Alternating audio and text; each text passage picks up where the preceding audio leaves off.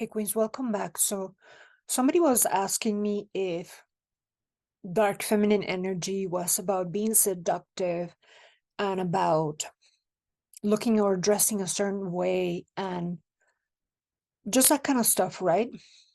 Like superficial things. So today I want to talk to you about dark feminine energy versus the wounded feminine energy. So a lot of times we see YouTube channels that are really goal oriented, where you have women really goal oriented, but in a very unauthentic way. So the wounded feminine is someone that is not really true to herself. That could be perfectly explained by the cool girl syndrome or the nice girl syndrome. Is anything that makes you be inauthentic and where you're not placing your well-being in the first place. So some YouTube channels tell you that a certain way to put yourself first is by performing,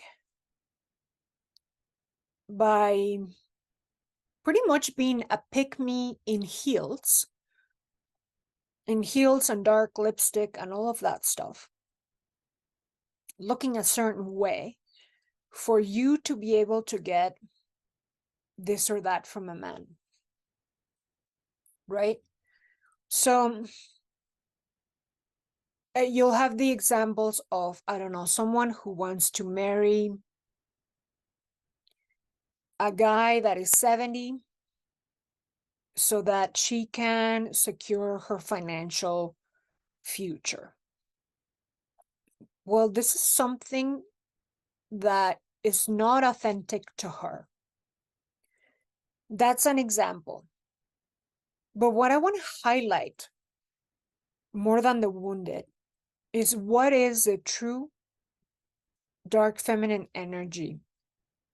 Let me just say, this is an energy that every single woman needs to have in her to be balanced. And that's because of the duality in nature. There can't be light without dark. There is no such a thing as you being nice all the time, as you being compromising all the time. None of that, because that's not real, that's not authentic, that's fake. So like I said, the nice girl syndrome, the cool girl syndrome are a perfect example of that. But what would be, and you know, the wounded side of the feminine would come from a place of wanting to maybe protect yourself, which is, again, more of a masculine sort of energy that you're using. And it comes from a place that is not, you know, in balance with your own self. The true dark feminine energy is about being really, really true to yourself. Like owning your desire. Like if you deep down want to get married, for example,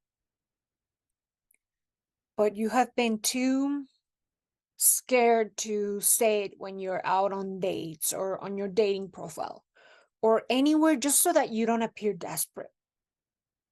But at the same time, the wounded feminine is a pick me in heels. So the dark feminine is unapologetic. That is the essence of it. That this is me. This is what I want. Take it or leave it. I'm looking out for myself. And for me to give, I need to give from my overflow and not from an empty cup. So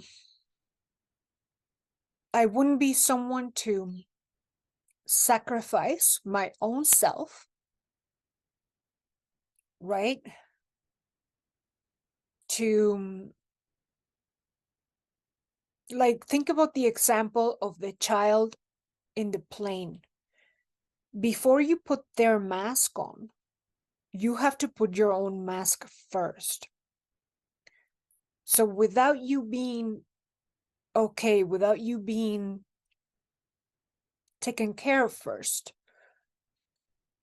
you can't really give to anyone else. So without you respecting yourself, without you loving yourself first, you can't ever give to anyone else love or respect. So the wounded feminine is performing, is being outcome oriented. Mind you, everyone has an goal in mind, perhaps, right? But if it's taken a performance in any way, shape, or form that is not true to you, then how is being unauthentic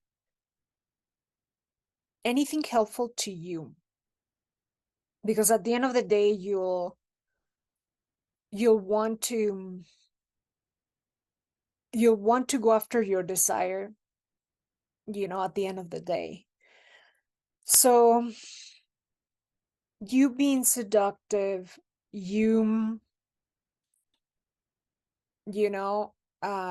doing anything unauthentic is you being in your wounded feminine, right?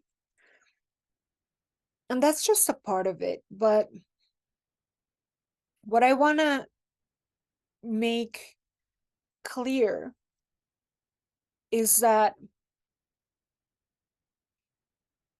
literally the essence of it is being authentic to you and putting yourself first and looking after your well-being first.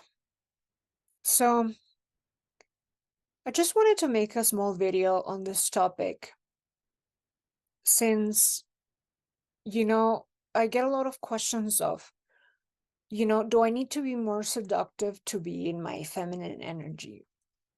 Or look a certain way, or only trying to manipulate men to give me what I want. So you don't need to do any of that. So anyway, ladies, just wanted to clarify those two. And let me know if this has ever been confusing for you. So I'll talk to you guys later.